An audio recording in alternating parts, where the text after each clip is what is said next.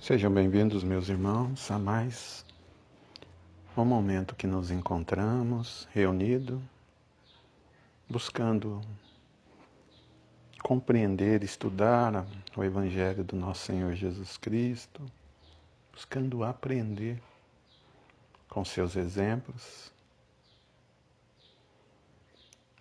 tornando-nos pessoas melhores assim. Hoje, um dia especial, nosso Evangelho hoje terá uma temática diferente. Vai sair um pouco do Evangelho. O nosso tema de hoje será sobre Allan Kardec, codificador da doutrina espírita. Vamos conhecer um pouco, desse trabalho, desse espírito que nos oportunizou todo um conjunto de conceitos através do estudo, da compilação das obras que os espíritos nos passaram. Mestre amado querido, pedimos por todos os integrantes dos grupos, nos grupos do Facebook, Prece Espírita Allan Kardec, Caminho da Espiritualidade, Reflexões Diárias, da página Osmar Pires, dos grupos do nosso do canal do YouTube, Reflexões Diárias, dos grupos de WhatsApp, Reflexões Diárias e Allan Kardec, postagem, tratamento espiritual, dos grupos de estudo, dos grupos de orações, de todos aqueles que de alguma forma têm acesso às mídias sociais, de todos aqueles que colocaram os nomes para os pedidos de orações, os que foram anotados, que não foram anotados, enfim, a todos que de alguma forma consiga ter acesso a esse Evangelho. Vamos iniciar nosso Evangelho de hoje com uma leitura de uma mensagem do livro Vinha de Luz, de Chico Xavier, pelo Espírito de Emmanuel. O Verbo é Criador. Mas o que sai da boca procede do coração, e isso contamina o homem. Jesus, Mateus 15, 18. O ensinamento do Mestre sob o véu da letra consubstancia profunda advertência. É indispensável cuidar do coração como fonte emissora do Verbo, para que não percamos a harmonia necessária à própria felicidade. O que sai do coração e da mente pela boca é força viva e palpitante, envolvendo a criatura para o bem ou para o mal, conforme a natureza da emissão. Do íntimo dos tiranos, por esse processo, origina-se o movimento inicial da guerra, movimento destruidor, que torna a fonte em que nasceu, lançando ruína e aniquilamento. Da alma dos caluniadores parte os venenos que atormentam os espíritos generosos, mas que voltam a eles mesmos, escurecendo-lhe os horizontes mentais. Do coração dos maus, dos perversos e dos inconscientes surgem, com poder verbalista, os primórdios da queda, dos crimes e das injustiças. Todavia, tais elementos perturbadores não articulam debalde para os próprios autores, porque dia chegará em que colherão os frutos amargos da atividade infeliz a que deram impulso. Assim também a alegria semeada por intermédio das palavras salutares e construtivas cresce e dá os seus resultados. O auxílio fraterno espalha benefícios infinitos, e o perfume do bem, ainda quando derramado sobre os ingratos, volta em ondas invisíveis a reconfortar a fonte que o emite. O ato de bondade é invariável força benéfica em derredor de quem mobiliza. Há imponderáveis energias edificantes em torno daquele que mantém viva a chama dos bons pensamentos e ilumina o caminho alheio por intermédio da conversação estimulante e sadia. Os elementos psíquicos que exteriorizamos pela boca são potências atuantes em nosso nome, fatores ativos que agem sobre nossa responsabilidade, em plano próximo ou remoto, de acordo com as nossas intenções mais secretas. É imprescindível vigiar a boca, porque o verbo cria, insinua, inclina, modifica, renova ou destrói, por dilatação viva de nossa personalidade. Em todos os dias e acontecimentos da vida, recordemos com o Divino Mestre de que a palavra procede do coração e por isso contamina o homem. Mestre amado querido, vamos então nos prepararmos para o nosso Evangelho de hoje. Vamos iniciar. Senhor Jesus, quando Deus não nos é colocado por centro das nossas vidas, perdemos rumo, igual viajores que se distanciam da luz, caindo nas trevas. E és entre nós, Jesus, a imagem mais fiel do Pai que nos criou. Para reunirmos a Ele, deste-nos o Evangelho de amor, o nosso caminho da redenção. Concede-nos assim a força para percorrê-lo, inspira-nos a compreensão de Tua palavra, porquanto sabemos que o reino de Deus como felicidade eterna há sempre de começar em nós mesmos. Guia-nos, Mestre, ajuda-nos a entender a Tua vontade. Que assim seja. Bom, como o nosso evangelho então foi hoje, nós teremos o tema Allan Kardec, em função do aniversário, né, de Kardec. A doutrina espírita hoje nos traz alguns conceitos, né? Esses conceitos que nos mostram como devemos proceder, né, diante de Deus, como devemos proceder diante de nós mesmos e do próximo. Conceitos tais como a reencarnação, né? Uma forma diferente de interpretarmos o sentido da vida, de compreendermos tudo aquilo que chega até nós, que são reflexos de atitudes nossas, corretas ou erradas em vidas pretéritas, de compreendermos que tudo que faremos hoje terá um reflexo no futuro, quer seja nessa vida, quer seja numa próxima vida. Nos mostra também uma releitura das mensagens de Jesus, né, através das suas palavras, das suas atitudes, nos mostrando realmente o sentido das parábolas, do que ele quis nos dizer em seus evangelhos. Nos mostra a lei de vinculação das pessoas nos nossos lares, aqueles que se juntam a nós pelas naturezas das provas, outros que se juntam a nós pelas afinidades, outros que se juntam a nós pelas dificuldades, pelos erros que cometemos, por aqueles que nós machucamos ou não em vidas pretéritas. Enfim, ela nos mostra essa lei de vinculação. Nos mostra também a existência de Deus, um único Criador, soberano, Senhor de todas as coisas. Fala-nos também sobre a mediunidade, né, que é a comunicabilidade dos espíritos com os homens, das leis que regem esses fenômenos e seus desdobramentos morais. Fala da pluralidade dos mundos, né, visando sempre garantir um permanente aprimoramento dos espíritos. Fala-nos da reforma íntima, que é a nossa necessidade de mudança interior, fazendo-nos buscar ser hoje pessoas melhores do que fomos ontem, através dos nossos próprios esforços para domarmos nossas más tendências, de valorizarmos nossas virtudes.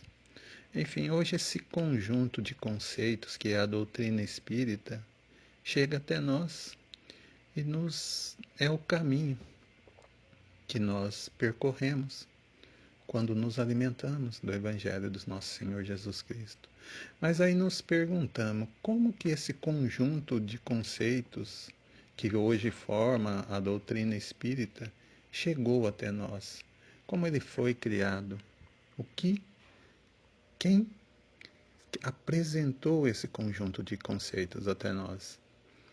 No século XIX, no ano de 1855, começou a acontecer em vários lugares da Europa, na França, na Inglaterra, na Itália, na Alemanha, Rússia, entre outros, uma série de manifestações mediúnicas que sinalizavam uma tentativa de comunicação entre o plano espiritual e o plano material, que até então era totalmente desconhecida, os fenômenos das mesas girantes, como iniciou-se as comunicações por escritas diretas, as comunicações por escritas mediúnicas, mas não existia algo que balizasse essas informações, né?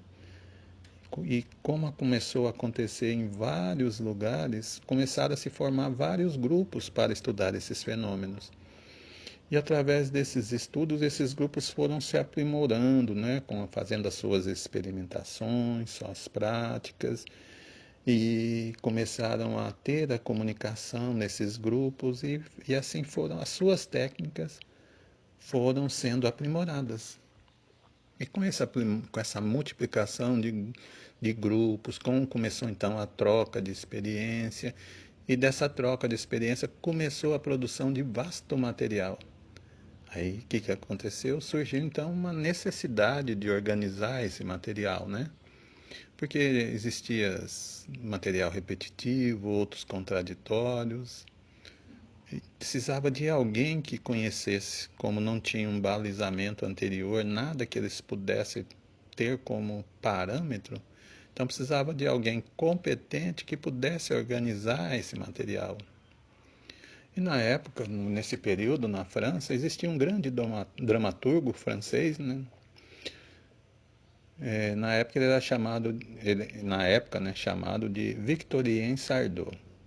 Victorien Sardou, um grande dramaturgo, ele resolveu então buscar alguém que pudesse fazer a compilação desse material, né? Que pudesse apresentar um contexto, uma compilação do que era válido, do que não era válido, o que tinha fundamento, o que não tinha fundamento.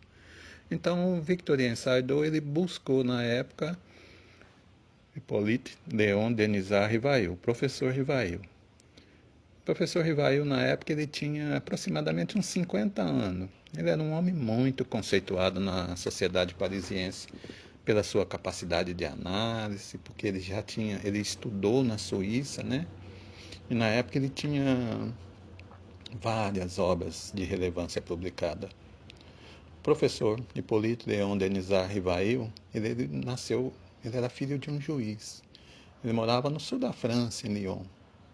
E desde pequeno seu pai percebeu naquele menino ele tinha uma inteligência superior aos demais. E sabendo dessa necessidade, ele percebeu que ele precisava de uma atenção especial na sua educação. E na época existia na Suíça o Instituto Yverdon. Esse Instituto Yverdon era comandado por um grande pedagogo intelectual chamado Johann Henrique Pestalozzi, que era o responsável na época para educar a elite da Europa naquele século. Toda a grande elite europeia se voltava para esse Instituto Yverdon na Suíça. O instituto ficava no castelo de Yverdon, na Suíça. Era um centro de estudo muito avançado, onde saíam de lá mestres em química, em física, em matemática, em gramática, todos saíam de lá falando seis línguas. Com isso, então, o pai do professor Rivail, né, decide enviá-lo para lá, criança, ainda aos 10 anos de idade, para estudar no castelo de Yverdon. Chegando lá, logo o Pestalozzi percebeu que aquele menino também tinha uma capacidade de dedicação, de inteligência superior aos demais. E logo o pequeno Rivail já foi transformado em monitor. E na ausência de Pestalozzi, ele que monitorava os alunos, ele que auxiliava. E com isso, o vínculo do professor Rivail, né, com Pestalozzi foi se formando grande. E ele ficou lá no castelo de Yverdon, na Suíça, com Pestalozzi até os 22 anos, quando ele se formou. Após a sua formatura, aos 22 anos, ele retorna à França. Quando ele retornou na França, ele trouxe na mente dele aquele modelo de instituto, né? E resolveu então, com as suas economias, fundar um instituto nos moldes do castelo de Yverdon. Ali ele aplica suas economias, mas infelizmente não dá certo. E algumas tentativas fracassadas, logo ele abre falência. Passa-se um tempo, ele, em sociedade com seu tio, ele abre novamente um novo instituto. Começam a tocar o instituto, mas o seu tio, de uma forma desleal, passa-lhe a perna e novamente ele abre falência. Já é a segunda tentativa que ele não consegue. Passa-se novamente um tempo e ele monta um instituto onde dava aulas particulares de reforço. Sendo que no meio da semana as aulas eram particulares e pagas, e no final de semana ele atendia de graça aquelas crianças carentes que precisavam desse apoio, né? Que não teriam como pagar. Ele fazia esse trabalho de caridade nos finais de semana. Logo, com a crise europeia, as crianças do meio da semana que pagavam começaram a desistir do curso e começaram a ir para o final de semana, onde ele fazia o trabalho de caridade, de dar esse suporte, né, particular sem cobrança. Ou seja, novamente ele começou a ficar sem aluno que pagasse e começou a crescer muito o número de alunos que ele teria que ensinar aos finais de semana de graça. Mais uma vez, ele faliu. Ele novamente recomeça.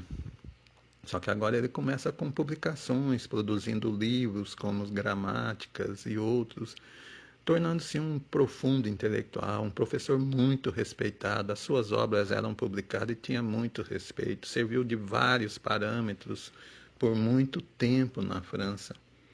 São obras muito boas que ele sempre publicou com o nome de Hippolyte, do professor Rivail.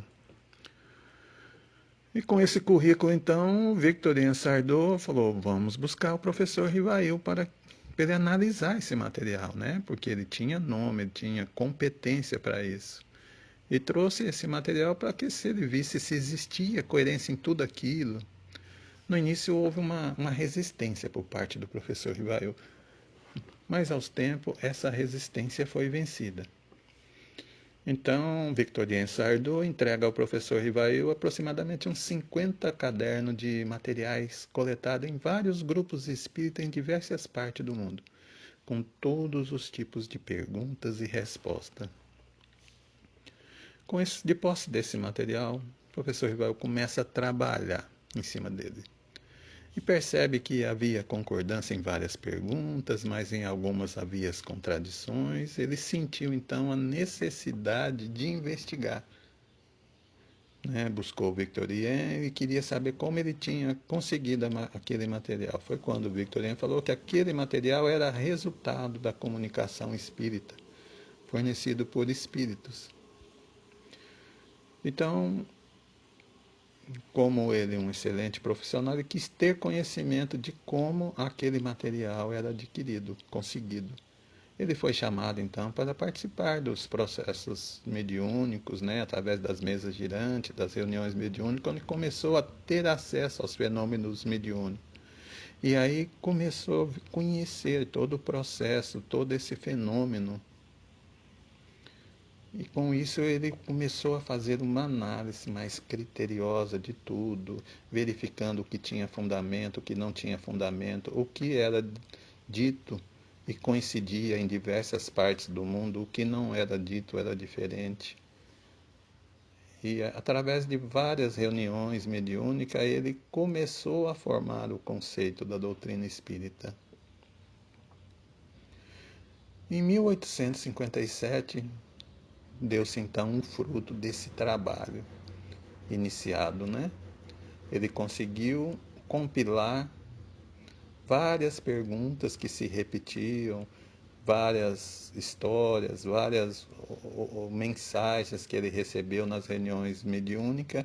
E em 1857 saiu então, após uma criteriosa análise nas coletâneas das perguntas, foi lançada então a sua primeira obra, esse material compilado, que foi o Livro dos Espíritos. Esse primeiro Livro dos Espíritos tinha 504 questões, foi lançado. Em 1858 houve um acréscimo, uma nova lançamento da segunda versão, né, do Livro dos Espíritos, vamos dizer, com mais perguntas. E ele continuou nesse trabalho de compilamento, de reunião, das reuniões mediúnicas, de participação. E por fim, em 1860, sai a terceira versão. Uma versão que é atual até hoje, com 1018 questões.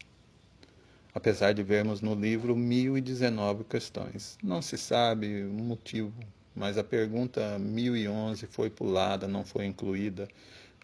Existem várias versões, né? Uma que ela ficou incluída junto com outra pergunta. Bom, o importante é que ela foi pulada e ficou então a numeração chegou até 1019, mas o número de perguntas é 1018. Aí surgiu, né, na época da publicação do primeiro livro, também surgiu uma outra dificuldade, foi qual nome que ele colocaria como o autor desse livro, né?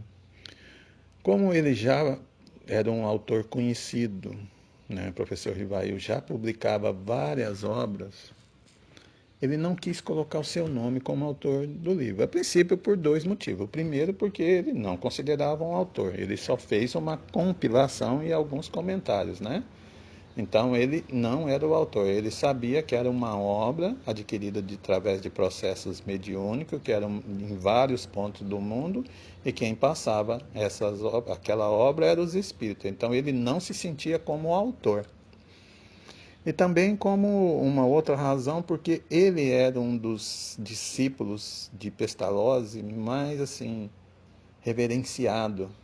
E se ele publicasse essa obra com o nome dele, achou que poderia haver alguma interferência, que talvez o Dr. Pestalozzi poderia ser incluído nesse conjunto de informações, poderia confundir essa linha dele.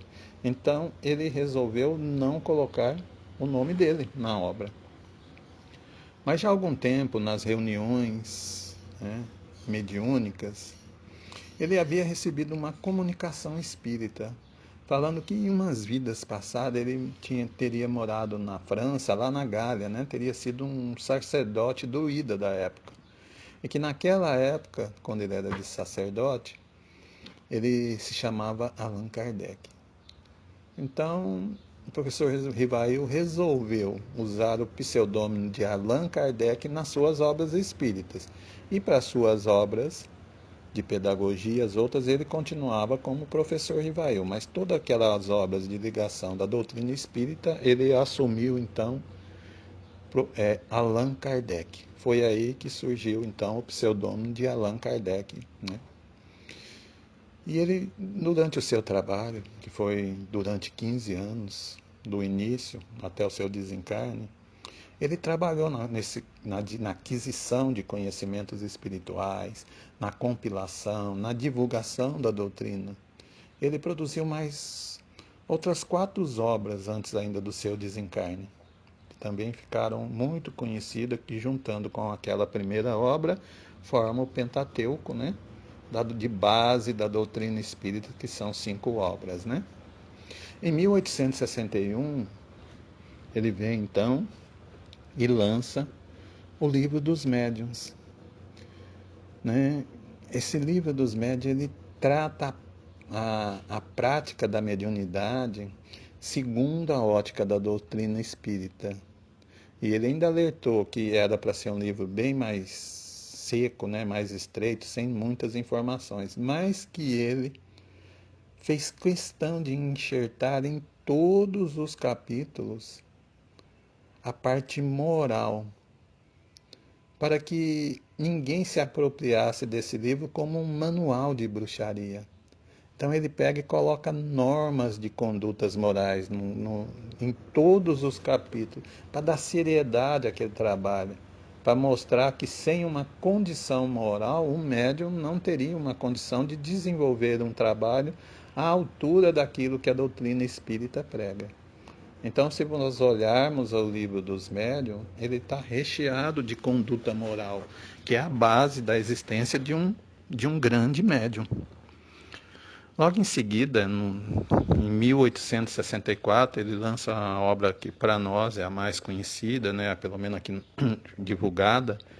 Ele lança o Evangelho segundo o Espiritismo, né, que é o nosso norte, é o nosso caminho, o nosso alimento espiritual. E no Evangelho ele analisa, né, segundo o Espiritismo, diversas passagens dos 4 evangelhos, do Evangelho de Mateus, do Evangelho de Marcos, do Evangelho de Lucas e do Evangelho de João. Ele faz uma leitura dessas passagens segundo a ótica da doutrina espírita. Ele fala sobre as parábolas de Jesus. Ele traz a nós de uma forma mais clara, mais explícita, mais concisa, tudo aquilo que foi passado através dos apóstolos de Jesus, né? Segundo o que Jesus falava, segundo o que Jesus exemplificava, tornando assim mais fácil essa compreensão, né, para pessoas mais leigas, pessoas que ainda não têm o conhecimento, visando abranger o maior número de pessoas possíveis e para que todos aqueles com pouco conhecimento, os intelectuais, conseguissem da mesma forma absorver todo esse alimento espiritual que nos é dado. Então ele abriu um leque para que todos tivessem acesso a essas informações. E depois, em 1865, novamente uma nova obra, né? Como nós vimos, é uma sequência muito rápida de obras maravilhosas. Ele escreve sobre a obra O Céu e o Inferno, que ela foi dividida em 2 partes, né? Uma parte mais teórica, que vem explicando o que é céu, o que é inferno, o que é o purgatório, o que são anjos, o que é um demônio, o que é morte, desencarne, tudo isso dentro da ótica da visão espírita. Uma obra muito importante, muito relevante, que todos deveriam de ler. E uma segunda parte, né, dessa obra, que é o depoimento dos espíritos, de vários níveis de vibração, né? Ali nós podemos conhecer o depoimento daqueles espíritos, como é a vida deles na erraticidade, dos anjos, daqueles que sofrem, dos suicidas, dos de coração endurecido. Então, nós podemos compreender a situação de que vivem os espíritos quando desencarnam do corpo físico, segundo a compreensão e o estágio evolutivo de cada um, né? Aqueles que são mais endurecidos, sem teimosos, ligados à matéria, ligados aos vícios, aqueles que não conseguem perdoar, e o ato que deriva dessas atitudes dele. Então é uma obra muito importante que todos deveriam viver. Por fim, em 1868 é lançado a Gênesis, né? Que é um dos livros assim mais técnico, mais científico de Kardec, que aí ele nos traz uma discussão sobre o surgimento da vida, onde ele fala do desenvolvimento do mundo, do processo de evolução dos homens, da análise dos milagres, ou seja, é uma obra mais científica. Ele traz à luz do Espiritismo toda essa parte científica da formação dos mundos. Então, com esse conjunto de informações, forma-se aí a doutrina espírita. E tem alguns aspectos, né, que ela tem a inexistência de rituais. Não existe ritual na doutrina espírita. É o mais simples possível, é o nosso contato direto com a espiritualidade, sem que haja necessidade de nenhum tipo de ritual para que possamos chegar, né? A inexistência de sacerdote não existe. Todos nós somos trabalhadores que nos envolvemos segundo a capacidade de cada um numa casa espírita, né? Então, não existe um grande sacerdote. O caráter progressivo, né? Ele está sempre mudando, sempre desenvolvendo. Qualquer um dos princípios que o Espiritismo hoje abraça, se amanhã a ciência prove ao contrário, ele vai se adaptar. Ele não tem dogmas imutáveis. Ele está aberto. E das leis de Kardec, até hoje, não houve necessidade de mudança, ainda continua em prática. Mas se amanhã houver a necessidade, o Espiritismo vai acompanhar. Porque ele não tem esses dogmas fechados de que aquilo é aquilo para sempre. Se for provado cientificamente que há necessidade de mudança, ele vai acompanhar, ele vai se adaptar. Então, como podemos ver, Kardec, ele não foi um guru, ele não foi santo, ele apenas foi o compilador, né? Ele teve a capacidade, não só intelectual, como moral, como um apoio espiritual, para juntar todas essas informações que eram fornecidas por diversos grupos espíritas de diversas partes do mundo, né? Ele conseguiu compilar, trazendo com muita seriedade, muito material foi deixado de postar, por às vezes não ter comprovação, por surgir alguma dúvida, porque ele achava o seguinte: se um material desse, uma pergunta ou alguma coisa que nós falarmos, for errado, poderia comprometer toda a doutrina. E para evitar isso, ele só postou, ele só juntou, unificou nas suas obras aquilo que realmente tinha certeza, aquilo que realmente nós poderíamos compreender naquele instante, né? Que o resto vai nos ser mostrado conforme a nossa evolução. Ele foi muito feliz em sua obra, sua entrega foi de uma capacidade enorme, né? E até hoje ele acabou se então tornando referência, né? Como centro de Kardec, kardecista, que não é correto, né? Porque muita gente ainda faz a ligação dele como Kardec, outros acham que ele é que criou essa doutrina espírita, que aquilo é fruto da mente dele, da capacidade, que não é. Né? Ele sempre foi só um compilador, aquilo é fruto dos espíritos, é um livro dos espíritos, são mensagens dos espíritos.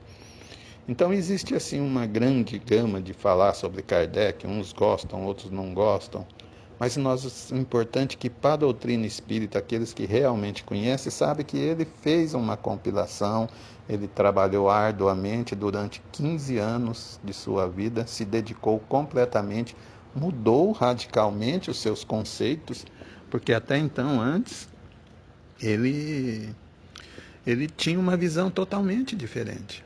Né? Ele era uma pessoa mais materialista, ele não acreditava em nada disso.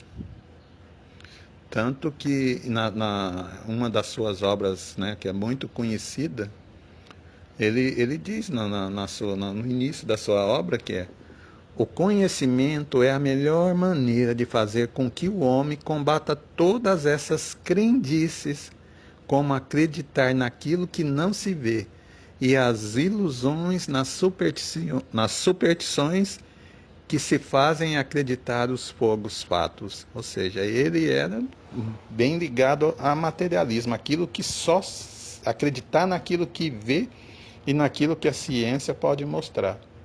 E depois, né, de 15 anos, ele se entregou realmente ao Espiritismo. Ele se envolveu de tal forma que serve de parâmetro e de base até hoje.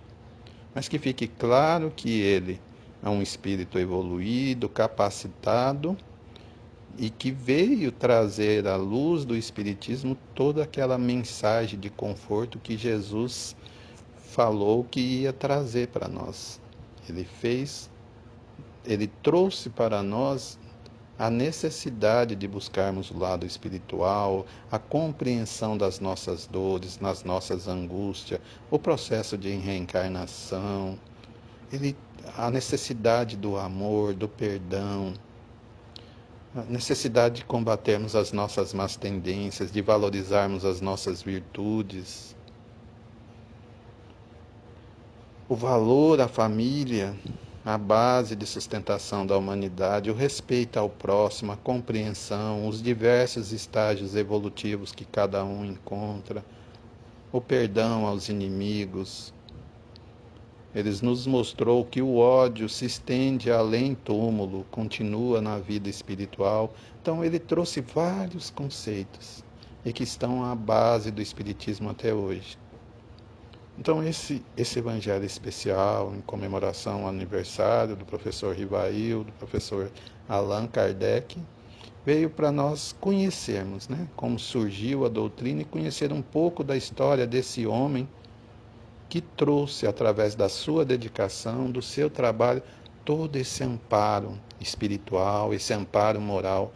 Em todas as suas obras, ele sempre fez questão de frisar a parte moral que cada um deve ter para com o próximo.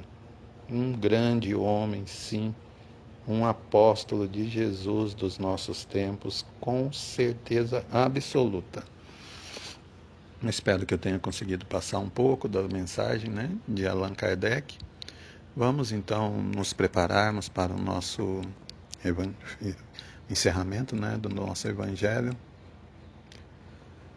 Mestre amado querido, estamos aqui nos preparando para o encerramento. Pedimos que estenda suas mãos sobre as águas aqui postas, colocando nela os fluidos salutares retirados das forças das plantas medicinais, dos minerais, retirados da força do sol, da força da lua, e coloque nessa água, transformando esse alimento milagroso num santo remédio, num remédio que vai curar as nossas dores físicas, as nossas dores emocionais, as nossas dores espirituais, que vai promover a harmonia do corpo físico e do corpo espiritual. Pedimos ainda, Mestre querido, que olhe pelos doentes nos leitos de hospitais, que olhe pelos doentes que se encontram aflitos, abandonados em seus lares, que olhe por aqueles transeuntes que caminham sem rumo, pensando em nada, vagando nos seus desesperos, nas suas angústias, nas suas tristezas, que olhe por aqueles que perderam tudo, até a vontade de viver, que buscam no autoextermínio livrar-se das suas dores, das suas angústias, que olhe por aqueles pais, aquelas mães que buscam promover o aborto, que olhe pelos doentes nos leitos de hospitais, pelos idosos, pelos órfãos de pais mortos, pelos órfãos de pais vivos, que olhe por aqueles pais de famílias que encontram desempregado, que buscam um meio de ter dignidade para sustentar seus filhos, que olhe por aqueles casais que estão em conflitos, que possam se harmonizar e possam continuar como uma família, como uma sustentação moral para os seus filhos, para os seus netos.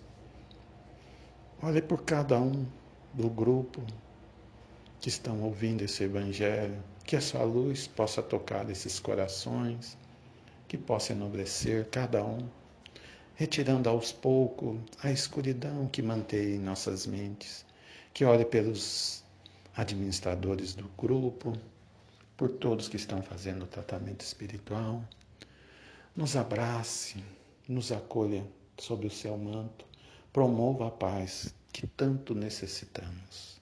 Graças a Deus. Pedimos a todos que façam um exercício de respiração, respirando esse ar que está preparado pela espiritualidade, esse ar que contém moléculas de amor, de paz e de luz e de bênção, que ao respirarmos ele vai preencher-nos os nossos pulmões, entrando pela nossa corrente sanguínea, espalhando pelo nosso corpo, promovendo harmonia, paz, saúde, cura e amor. Respire uma vez, duas vezes, eleve seu pensamento àquele sentimento mais nobre de amor.